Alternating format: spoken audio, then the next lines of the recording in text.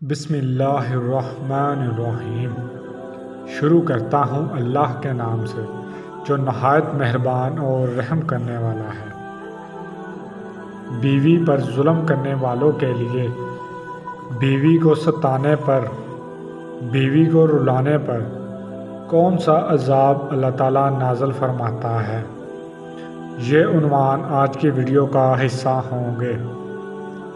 رسول اللہ صلی اللہ علیہ وآلہ وسلم نے حضرت معاذ رضی اللہ عنہ کو فرمایا کہ اے معاذ، میں تمہیں آخری وصیت کرتا ہوں، اس لیے کہ پھر تم ہمیں زندہ اس دنیا میں نہ دیکھ پاؤ گے۔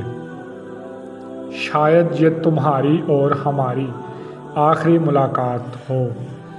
یاد رکھنا کہ مظلوم کی بد دعا سے بچنا، مظلوم کی بد دعا سے بچو، کافر ہو، مشرک ہو اور یا پھر ملحد ہو، خواہ وہ کسی بھی مذہب کا ماننے والا ہو، خواہ وہ مسلمان ہو یا نہیں، کیونکہ اللہ اس کی دعا اور بد دعا کو فوراً قبول کرتا ہے۔ رسول اللہ صلی اللہ علیہ وآلہ وسلم نے جو آخری وصیت اپنی امت کی، اس کے بعد آپ صلی اللہ علیہ وآلہ وسلم کا انتقال ہو گیا۔ اس کے بعد کوئی وصیت نہیں ہے۔ خود سوچو، رسول اللہ صلی اللہ علیہ وآلہ وسلم کی آخری وصیت کوئی عام سی بات نہیں ہو سکتی۔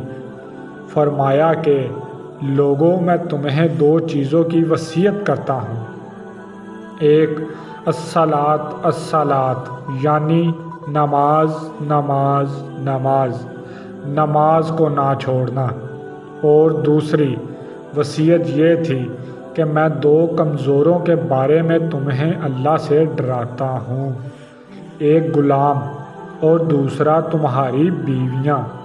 ان دو کمزوروں پر میں تمہیں اللہ سے ڈراتا ہوں، ان پر ظلم نہ کرنا۔ انہوں نے بھاگ تو جانا نہیں، گھر سے نکل تو جانا نہیں، تو ان پر ظلم کرو گے تو دکھی ہو جائیں گے۔ تو رسول صلی اللہ علیہ وآلہ وسلم نے فرمایا، میں ان دو کمزوروں کے بارے میں تمہیں اللہ سے ڈراتا ہوں۔ رسول اللہ صلی اللہ علیہ وآلہ وسلم نے عورتوں کی نزاکت کے ساتھ لحاظ رکھا۔ آپ خود ہی اس چیز کا اندازہ لگا لیجئے۔ ایک سفر پر تھے اور ایک شخص اونٹوں کو ہانک رہا تھا۔ وہ جلدی جلدی اونٹوں کو نہ ہانکنے کی کوشش کر رہا تھا تاکہ جلدی منزل مقصود تک پہنچ جائے۔ تو رسول اللہ صلی اللہ علیہ وآلہ وسلم نے فرمایا، اونٹوں کو آہستہ آہستہ ہانکو، جو اونٹوں کے اوپر عورتیں بیٹھی ہیں ان کی اور اشارہ بتایا، یہ نازک آنگینیں ہیں، کہیں یہ ٹوٹ نہ جائیں۔ عورتوں کو نازک آبگینیں قرار دیا۔ اور آج کے ہمارے معاشرے کے گھروں میں جو جنگ و جدل کا ماحول ہوتا ہے، عورتوں کے ساتھ جو سلوک کیا جاتا ہے، تو بتاؤ یہ نازک آبگینیں سلامت رہ سکتی ہیں؟ شوہر جن بیویوں کو پیٹتے ہیں، جن سسرالی گھرانوں میں بہوؤں کو تذلیل کیا جاتا ہے، یاد رکھو وہ مظلوم ہیں۔ اگر ان کی دی ہوئی آہ تمہیں دنیا میں نہ ملی تو وہ آہیں سب مل کے عذاب کی شکل میں تمہیں آخرت میں ملے گی۔ اللہ کے پاس دیر ہے، اندھیر نہیں ہے۔ بے شک اللہ کے ہاں دیر ہو سکتی ہے۔ جن جن گھروں میں بہو کو لا کر جیٹھ اور نند کے کپڑے دھلائے جاتے ہیں، جن جن گھروں میں کام والی سے زیادہ بدتر سلوک کر کے بھی انہیں کھانا برابر نہیں دیا جاتا، جن جن گھروں کے اندر آپ کو تمام کام تقسیم ہوتے ہیں، صرف بہو کے لیے، خود اپنی بیٹی یا نند کے لیے نہیں ہوتا۔ اللہ کی قسم یاد رکھو، ان کی زبان سے نہیں، ان کے دل سے بھی نکلنے والی آہ کو اللہ بغیر کسی روک ٹوک قبول کرے گا، اور وہ آہیں یا تو تمہیں دنیا میں برباد کریں گی یا پھر آخرت میں۔ اچھی طرح یاد رکھ لو، ایسا سسرال جو بہو کے ساتھ ظلم کرتا ہے تو وہ اچھی موت نہیں دیکھ سکتے، اور اگر یقین نہیں ہے تو جاؤ نوٹ کرو، کہہ رہا ہوں میں اپنے خاندانوں میں، دیکھو، اور یقین نہیں تو پوچھو کہ وہ کتنے ہیں جنہوں نے ظلم کیا، اور پھر وہی ساس بیماریوں کا مجموعہ بن جاتی ہے، ایڑیاں رگڑ رگڑ کر مر جاتی ہے۔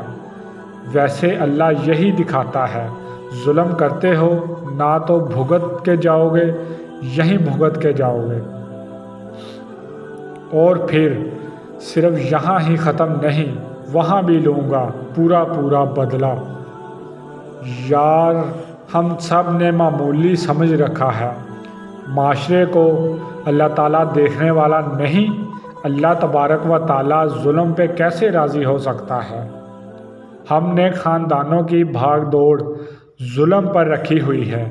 اپنی بیٹی ہوتی تو اس کو کوئی کام نہیں کروانا، اور نئی نویلی دلہن بیاہ کر آتی ہے تو اسے پورا کچن سنبھالنا ہوگا۔ یہ کون سا انصاف ہے؟ وہ تو تمہاری بہو اور تمہارے بیٹے کی بیوی بن کر آئی، یا تم سمجھ رہے ہو وہ تمہارے خاندان کی نوکرانی بن کے آئی؟ کس شریعت نے ان پر پورے خاندان کی ذمہ داری ڈالی؟ آخر کیوں؟ اور ہاں، اخلاقی طور پر ساس سسر کا خیال رکھا جائے تو اچھی بات ہے، اور صرف اخلاقی طور پر وہ بھی قانونی ذمہ داری نہیں۔ قانونی ذمہ داری صرف شوہر کی ہے، لیکن یہ بدبخت ان پر اندھی پٹی ایسے باندھتے ہیں کہ جو ماں بولے گی وہی ہوگا۔ اگر ماں کا کہا نہ مانا تو وہ ناراض ہو جائے گی، تو یاد رکھو تجھے ماں کی ناراضگی ہونے کا ڈر ہے، اللہ کی ناراض ہونے کا ڈر نہیں۔ اللہ پاک رحم کرنے والا ہے، وہ اگر چھوڑ دے وہ تمہیں معاف کر دے گا۔ اللہ اپنی طرف سے جو غلطی کوتاہی ہم سے ہوتی ہے وہ تو معاف کر دے گا۔ تمہارا انفرادی گناہ اللہ چاہے تو معاف کر دے، لیکن بندے پر ظلم تھا، گناہ تھا۔ بندہ جب تک معاف نہیں کرتا اللہ بھی معاف نہیں کرے گا۔ جب تک کہ اللہ بندہ معاف نہیں کرتے، اور ہم نے دیکھا ہے کہ بہت سی ساسوں کو مرتے وقت یہ احساس ہوتا ہے تو وہ پھر بہو سے معافی مانگتی ہیں، میں نے بہت ظلم کیا تھا تو مجھے معاف کر دو، اور وہ بیچاری اس وقت پر معاف نہیں کرے گی تو کیا کرے گی؟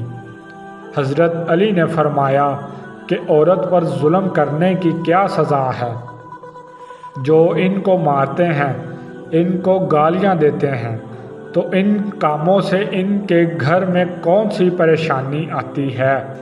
اور حضرت علی نے فرمایا، اے مرد، یاد رکھو تجھے اللہ نے طاقتور اس لیے بنایا ہے کہ تو عورت کی حفاظت کر سکے، نہ کہ عورت پر ظلم کرے۔ میں نے اللہ کے رسول صلی اللہ علیہ وآلہ وسلم سے سنا ہے کہ جو عورت پر ظلم کرتا ہے اللہ اس پر لعنت بھیجتا ہے۔ عورت کو تمہاری نسل بڑھانے کے لیے تمہارے نکاح میں دیا گیا، اور جس سے فائدہ لیا جائے اس کو غلام نہیں سمجھتے، اور جو تمہاری اولاد کو پروان چڑھائے اس کو حقیر نہیں سمجھتے، بلکہ اس کا تو شکر گزار ہونا چاہیے۔ یاد رکھنا عورت پر ظلم کرنے کا مطلب یہ ہے کہ اولاد کی بغاوت آنے والے وقت میں اس عورت سے جو تمہیں اولاد نصیب ہوگی تو اس کے وجود میں تمہارے لیے بغاوت ہی بغاوت ہوگی، اور جو اپنی بیوی کا حق پورا نہیں کرتا، اس کو رلاتا ہے، اس کو ستاتا ہے، اس کو مارتا ہے، تو اللہ تعالیٰ فرشتوں سے فرماتا ہے کہ جاؤ فرشتوں اس بندے سے یہ چیز چھین کر لے آؤ۔ کیا چیز؟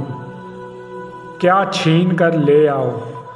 بیوی پر ظلم کرنے والوں، ذرا غور سے سنیے گا۔